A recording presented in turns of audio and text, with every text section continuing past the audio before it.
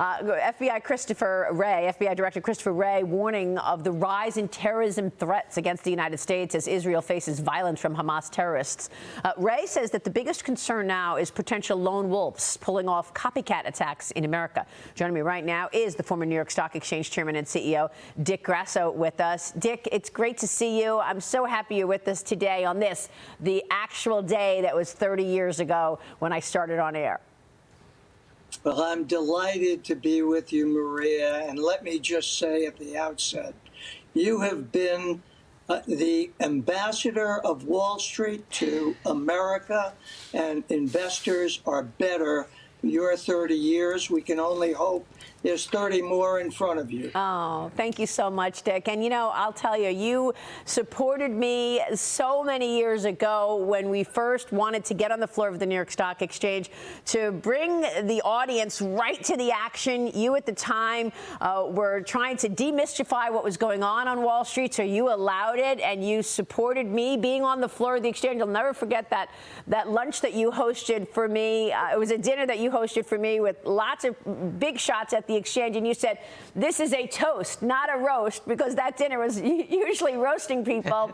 But thank you for so many years together at the New York Stock Exchange, Dick, and allowing us to bring the cameras down to really bring viewers in as 100 million plus investors were wanting to know that information. Well, you did an extraordinary job, Maria, of translating what had been a great mystery to most investors. Putting you on the trading floor was an easy decision.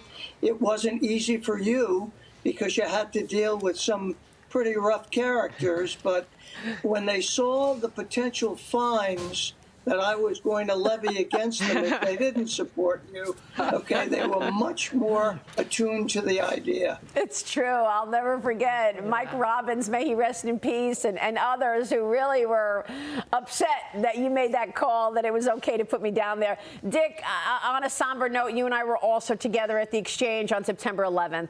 The Twin Towers collapsed. The exchange, of course, reopened 6 days later on the 17th, and it was on that day that I was just filled with pride and hope because you rang the opening bell with the firefighters, the first responders, the NYPD, Congress members, New York representatives, and then I interviewed everybody on the floor of the exchange. Your leadership during September 11th is unmatched, and I'm grateful for it. Well, we were blessed to have you reporting to investors throughout the world, and it was a world event, Maria, translating that America was hurt, but it wasn't defeated. And I think today, Benjamin Netanyahu, you brought to my office, and we sat and had a chat one day. That's right. You know, Bibi understands, as George Bush did when he stood on that pickup truck and said, the people who brought these buildings down will hear from all of us soon. And that's what Bibi, I think, is what Prime Minister Netanyahu is about to launch. You know, terrorists don't understand negotiation. They don't understand appeasement. They understand strength. And that's what the Prime Minister is going to deliver to them, as George Bush delivered to al-Qaeda and to the Taliban, who supported Osama bin Laden.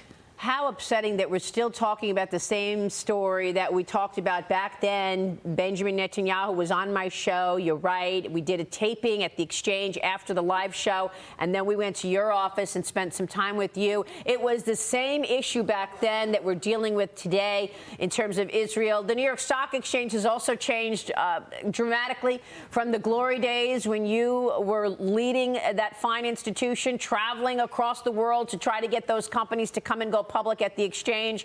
Assess where the exchange is today, Dick, post those glory days when you and I were there together and you were leading that fine institution. Well, it's a very different environment today, Maria, driven in part by technology, driven in part by regulatory change. But the exchange's brand still, I believe, is as bright as ever before. It's a different kind of an exchange today.